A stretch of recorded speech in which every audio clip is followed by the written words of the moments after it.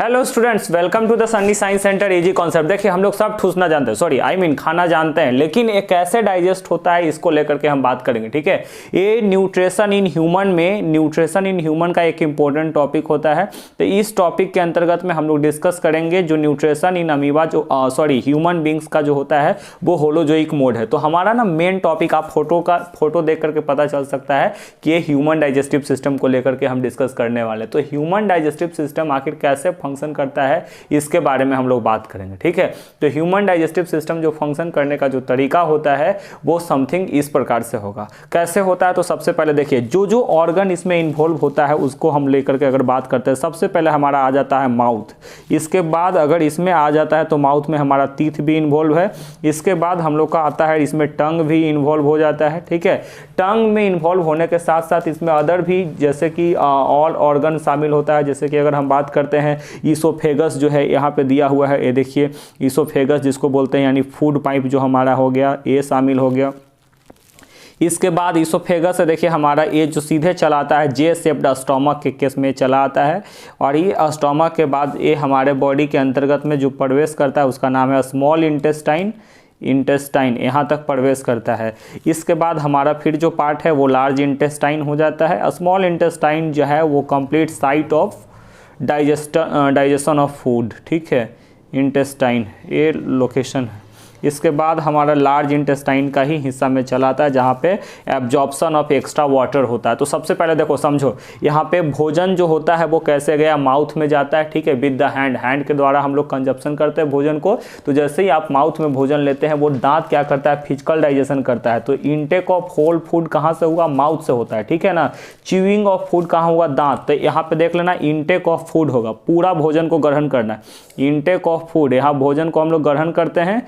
यहाँ पे टीथ क्या करता है, च्यूइंग ऑफ फूड भोजन को चबाने का काम करता है। इसके बाद भोजन, टंग का मेन अगर काम करेंगे तो रोलिंग ऑफ फूड, भोजन को घुमाता कौन है, रोलिंग ऑफ फूड, तो ये टंग का काम होता है। इसके बाद यहाँ पे और क्या कर सकते हैं, स्वेलिंग में मदद करता है ना, स्वेलिंग में मदद करता है। स्वॉलो करते हैं ना, निगलना, स्वेलिंग ऑफ फूड के अंतर्गत में ये काम आ जाता है। प्लस टेस्ट वगैरह यही डिटरमाइन करता है ना, बोलते हैं ओहो क्या एकदम मटर पनीर बना है। ठीक है, तो स्वेलिंग जो सॉलो करते हैं प्लस टेस्ट वगैरह डिटरमाइन करता है। ठीक है ना, अब आपको पता होना चाहिए कि जैसे ये माउथ में प्रवेश करता है, यहाँ पे देखिए मैंने इस डायग्राम में रिप्रेजेंट किया हूँ सलाइवरी ग्लैंड। ठीक है, और इस सलाइवरी ग्लैंड से ना यहाँ पे सलाइवा रिलीज होता है। जैसे सलाइवा रिलीज करता है, ये क्या करता है, जैसे सलाइवा भोजन के साथ मिक्सअप करता है, स्टार्च का डाइजेशन यहाँ से होना शुरू हो जाता है। ठीक है, इसके बाद स्टमक में प्रवेश करता है। लेकिन इससे पहले ना यहाँ जो आप देख रहे हैं ईसोफेगस में, यहाँ पे कॉन्ट्रैक्शन एंड रिलैक्सेशन मूवमेंट होता है। उस मूवमेंट को हम लोग बोलते हैं पेरिस्टाल्टिक मूवमेंट। याद रखेंगे पेरिस्टाल्टिक मूवमेंट क्या है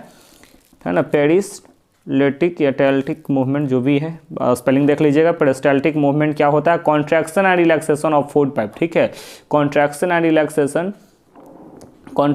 relaxation movement in food pipe, यही क्या करता है ना, भोजन को पुश करने में मदद करता है, जिससे ये पहले स्टमक के पास पहुंचता है। ठीक है ना, जैसे ये स्टमक के पास पहुंचता है आपको पता होना चाहिए, अब हमारा स्टमक में ना एक ग्लैंड है जिसका नाम है गैस्ट्रिक ग्लैंड। ठीक है, और इस गैस्ट्रिक ग्लैंड से ना बाबू 3 हार्मोन रिलीज होता है। एक का नाम है हमारा पेप्सिन, पहले तो HCl होता है, फिर पेप्सिन हो गया, HCl, पेप्सिन और म्यूकस, है ना, म्यूकस। ठीक है, ये प्रोटेक्ट करता है इनर लाइनिंग ऑफ स्टमक को प्रोटेक्ट करने का काम करता है। HCl क्या करता है, किल द जर्म्स। ठीक है, जर्म्स को मार देता है।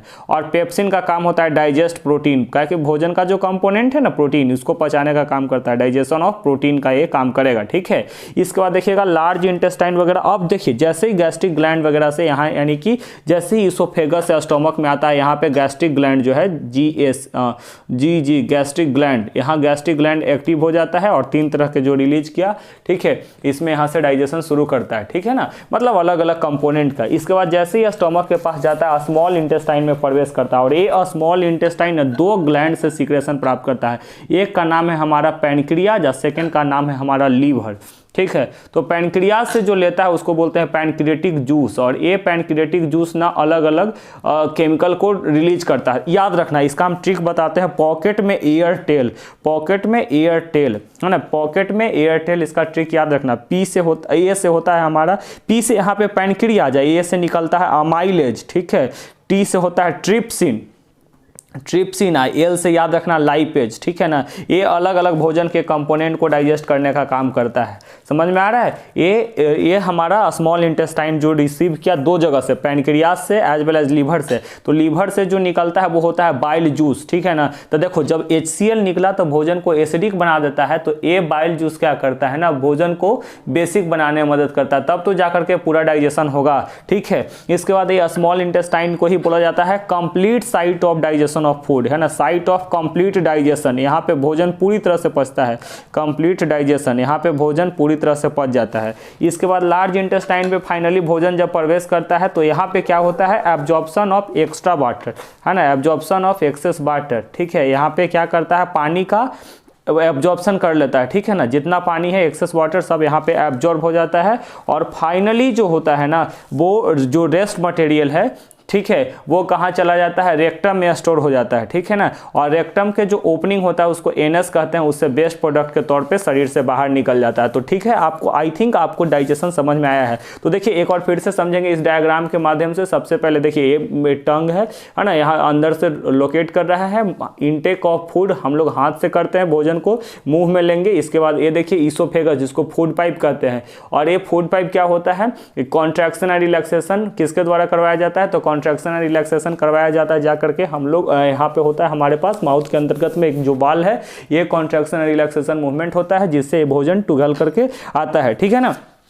इसके बाद देखिए, क्योंकि अगर मान लो कि नहीं, अगर कॉन्ट्रैक्शन एंड रिलैक्सेशन होगा तो यहाँ से ठूसेगा, डायरेक्ट धराम देवर यहाँ गिरेगा, है कि नहीं। पेटवा में कहेगा अरे तरीके चूहा सही में कूद गया, समझ रहे हैं बात को। इसीलिए क्या होता है, यहाँ पे कॉन्ट्रैक्शन एंड रिलैक्सेशन जो मूवमेंट किया जाता है वो कैसे किया जाता है, यहाँ पे इस तरह का बनाया हुआ है, ठीक है ना। यही कभी कभी भोजन फंसता है ना, तो बोलते हैं ना खाया जी वो गेड़ा लगल है, तो एकदम गट गट पानी पीता है आदमी, तब जाकर के सही होता है। समझ में आ रहा है आपको। इसके बाद हम अगर बात करते हैं तो देखिए, इसके बाद जैसे ही स्टमक में आता है, स्टमक के पास एक ग्लैंड है। कौन ग्लैंड है, जिसका नाम बोले गैस्ट्रिक ग्लैंड है, ठीक है। और इस गैस्ट्रिक ग्लैंड में हम आपको बताएं क्या रिलीज होता है, तो गैस्ट्रिक ग्लैंड से हम लोग को यहाँ पे जो रिलीज होता है वो क्या क्या है, HCl पेप्सिना म्यूकस, ठीक है। HCl वो क्या करता है, जर्म्स वगैरह जो इंटर कर जाता है उसको मारने का काम करता है। पेप्सिन प्रोटीन को पचाता है, ठीक है। इसके बाद मैंने आपको बताया कि स्मॉल इंटेस्टाइन में प्रवेश करता है। स्मॉल इंटेस्टाइन दो जगह से सिक्रेशन को ऑब्जर्व करता है, कहाँ कहाँ से, तो मैंने यहाँ पे मेंशन कर दिया है। स्मॉल इंटेस्टाइन दो जगह से आपको ऑब्जर्व करता है। तो सबसे पहले अगर आपसे पूछेगा ना कि गैस्ट्रिक जूस जो निकला वो पेप्सिन किस चीज़ में कन्वर्ट करता है, तो पेप्सिन जो आपको पता होना चाहिए वो सब अलग अलग कंपोनेंट में पेप्सिन प्रोटीन को तोड़ दिया, ठीक है ना। अगर पूछा जाता है स्मॉल इंटेस्टाइन वगैरह में फैट किस चीज़ में टूटता है, तो फैटी एसिड में। और अगर पूछा जाता है कि जो कार्बोहाइड्रेट है हमारे बॉडी में, कार्बोहाइड्रेट्स है वो कौन सा रूप में टूटता है, तो कार्बोहाइड्रेट्स हमारे बॉडी में ग्लूकोज के रूप में टूटता है।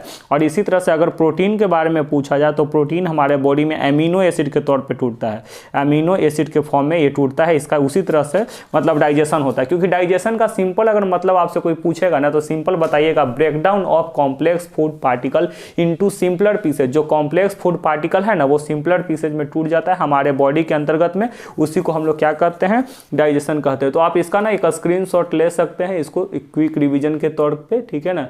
इसका स्क्रीनशॉट लेकर के तैयार कर सकते हैं आप, ठीक है। तो देखिए डाइजेशन आई थिंक आपको समझ में आ गया। तो इसी तरह से नेक्स्ट टाइम में हम जो वीडियो अपलोड करेंगे वो हमारा होगा ट्रांसपोर्टेशन को लेकर के, ठीक है। तो इसी तरह से रेस्पिरेशन, ट्रांसपोर्टेशन, सर्कुलेशन हम डायग्राम के जरिए आपको समझा देंगे ताकि आपको आसान लगे, ठीक है। आई होप आपको समझ में आया है। प्लीज लाइक करें, शेयर करें एंड चैनल को सब्सक्राइब करेंगे। मिलेंगे नेक्स्ट वीडियो में, तब तक के लिए